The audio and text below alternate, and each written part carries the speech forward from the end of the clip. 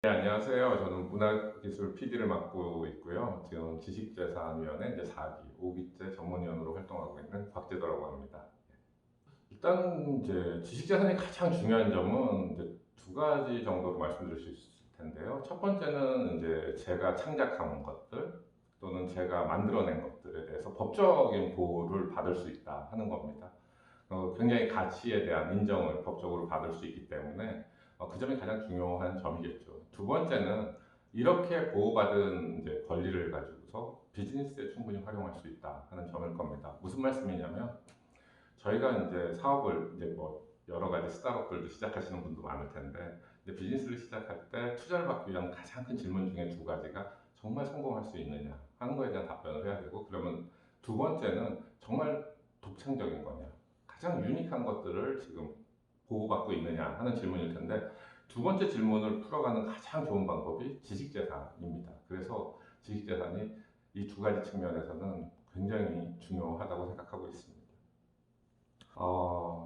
참 많은 지식재산으로 보호받을 수 있는 것들이 많이 발견되고 발명되고 창작이 되고 했었는데, 어떤 것들은 공공성이나 뭐 산업에 미치는 영향, 파급 효과가 너무 커서 이제 그런 지식재산 신청을 하지 않은 것들도 있고, 또는 이런 법제도가 있기 전에 발견된 것들도 있고 발명된 것들도 있고 한데, 제가 생각하기에는 제 전공이 인공지능을 해서 그런지 모르지만 한글이라고 생각합니다. 그래서 예전에 인공지능 할 때 한글을 인식하고 분리해내고 하는 것들이 있는데, 가장 이제 한글의 우수한 점은 세 가지 정도로 제가 좀 꼽을 수 있는데요. 첫 번째는 지극히 과학적인, 그러니까 지금까지 어떠한 문자를 가진 나라들도 이 알파베티컬 캐릭터라고 하죠. 기본적인 이제 그 어떤 자모음 구조를 가지고 있으면서 이게 조합이 돼서 만드는, 그러니까 그러면서 지금의 이제 디지털 시대에 보면은 그 조합으로 한글은, 모든 한글이 지금 이제 유니코드라고 하는데 2바이트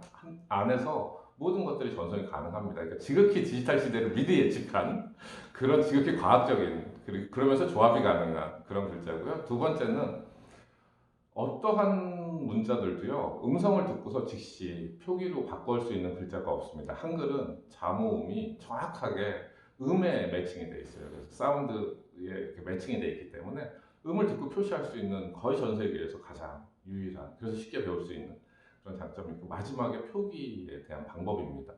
문자들이 굉장히 복잡하고 다양한데 한글은 이거를 분리해내면은 점과 선, 그리고 아주 심플한 면으로 모든 것들이 다 표현됩니다.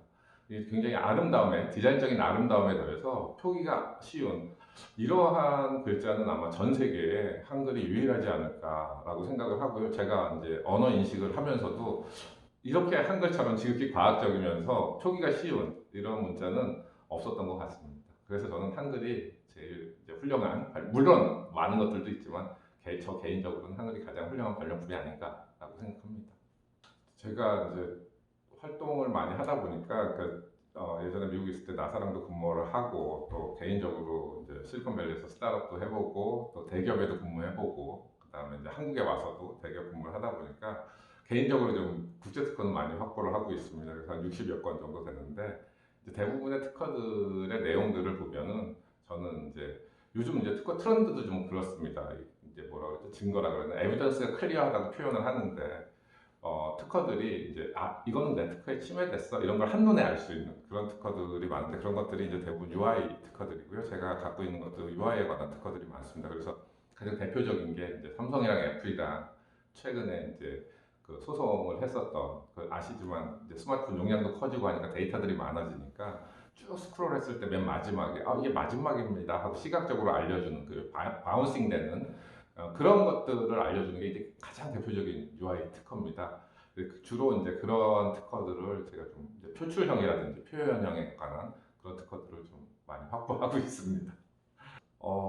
저 우리나라가 이제 그 지식재산에 관한, 특히 이제 특허 또는 뭐 저작권 뭐 이런 여러 가지 등등의 지식재산에 대한 양적인 성장을 굉장히 많이 해왔습니다, 최근에. 그리고 국가적으로 봐도 되게 상위권에 랭크하고 있고, 또 대기업 중심으로 많이 하고는 있지만 굉장히 많은 지식재산들을 가지고 있긴 한데, 뭐 늘 얘기를 하고 있지만 이제 질적 성장에 대한 얘기들을 합니다. 근데 당연히 질적 성장도 해야 되는데, 저는 이제 질적 성장에 더불어서 요즘 뭐 디지털 뉴딜 얘기도 하고 이제 산업적인 얘기들 많이 하는데 이것들을 산업적으로 활용하는 정책과 지원이 좀 많이 필요하다 생각합니다. 그래서 질적 향상이라는 게 내용 자체의 중요성도 있지만 이게 활용되는 측면 그리고 새로운 것들을 받아들여서 비즈니스에 쓸 수 있는 이런 정책에 대한 확장, 지속성 이런 것들이 좀 필요하지 않나라고 생각합니다.